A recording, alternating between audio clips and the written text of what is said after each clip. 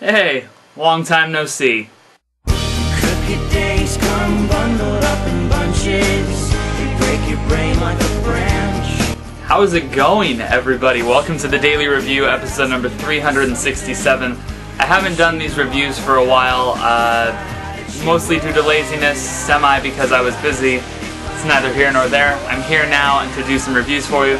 Thought I'd fill you in on some things that have been going on in my life, or things that I've done while I've been away. Halloween happened. Myself and my girlfriend, we dressed up as Scott Pilgrim and Ramona Flowers. As you can tell right now, she looks awesome. I look like a kid that's wearing a baseball t-shirt with a hand-drawn sign that says Plumtree on my chest. But it was a blast dressing up like that and having nobody recognize who we were. I also ended up attending the AFI Fest for a screening of Eraserhead and Sunset Boulevard, and this man, the myth, the legend himself, David Lynch, was there for a little Q&A where he answered like 5 questions or something. He seems so awesome and really down to earth, and nothing like you would maybe picture him from watching how strange and surreal his films are. But awesome experience, one of my favorite filmmakers, and I got to see him live, so that's awesome. There have been some movies that I've seen that I have not posted reviews on. I thought I would run through those really fast for you.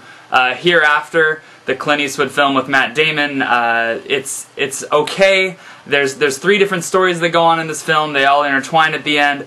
I don't think it quite works for me. I think it's about 30 to 40 minutes longer than it needs to be. Matt Damon's performance is nice in the film.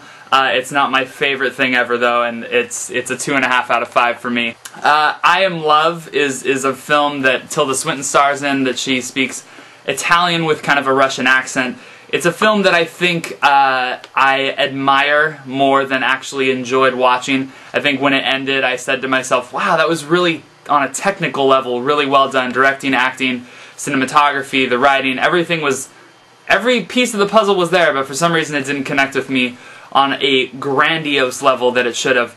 I think it's a beautiful film to look at. It's probably a film I'm never going to watch again, but I think as film as an art form, it's a pretty successful film. So I'm going to give I Am Love a 4 out of 5. Monsters, a film by Gareth Edwards. It was getting a lot of independent buzz. I think a lot of people were saying it was one of the best monster movies ever made. It's so original, inventive. I saw none of that with this movie. I saw 2 people wandering for an hour and a half. I saw 5 minutes of a reveal of monsters with a very weird message or kind of statement that it makes by the end of the film. And I found it to be quite boring, to be honest with you. I don't think it's that good, and I think that there's a subtle twist at the end, which some people might not even catch, but I think that twist kind of negates everything that the movie was trying to say before, so it's a very weird statement to me that the movie's making. I don't think that it's that great of a monster movie. I don't think it's that great of a relationship movie. I just don't think it's that great of a movie. I give Monsters a 2 out of 5. Guys, the film I'm going to be reviewing for you today is Due Date. Due Date is directed by Todd Phillips. He's the guy that brought us The Hangover last year. I loved it, you loved it, we all loved it.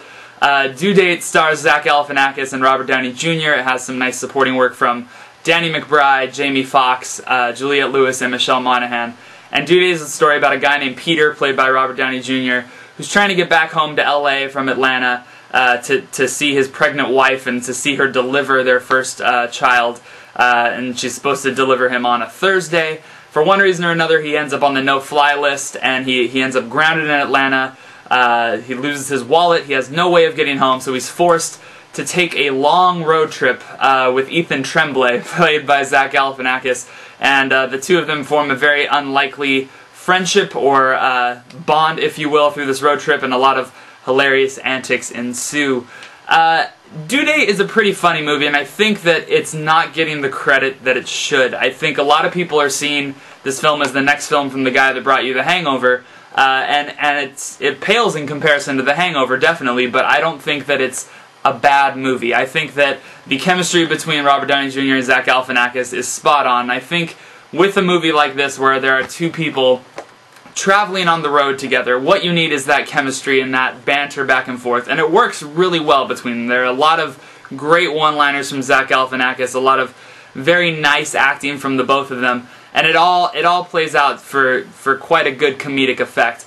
I think the other thing that surprised me a lot about Due Date is I think that it has a lot of heart, and I think unlike The Hangover, which is pretty much a guy-centric movie about dudes and raunchy comedy and all this stuff, Due Date has that, but it also has a lot of heart, especially with Zach Galifianakis' character towards the end of this film. I think you kind of really get a vision as to who this guy is and where he's at in life, and you actually kind of feel a little sorry for him and a little bad for him. And I think the same goes with Robert Downey Jr., who is basically a straight-up asshole this whole movie, but for some reason it's a little endearing, and you know that he has a little bit of a soul within that black outer frame of his, and it works rather nicely.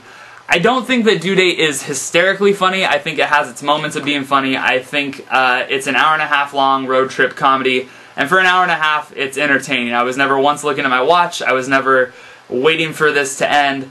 It moves along at a very nice pace. I just don't think it's quite as funny as it could have been. I think it's a nice little movie. I think it's very entertaining. But I think at the end of the day, it's no Hangover, but it's an entertaining film nonetheless. I give Due Date a 3.5 out of 5. I think it's an entertaining, fun time at the movies. Nothing more, nothing less. Guys, thank you so much for watching, and I will be back tomorrow with some more reviews for you. Hopefully I don't take such a long time off. Thanks.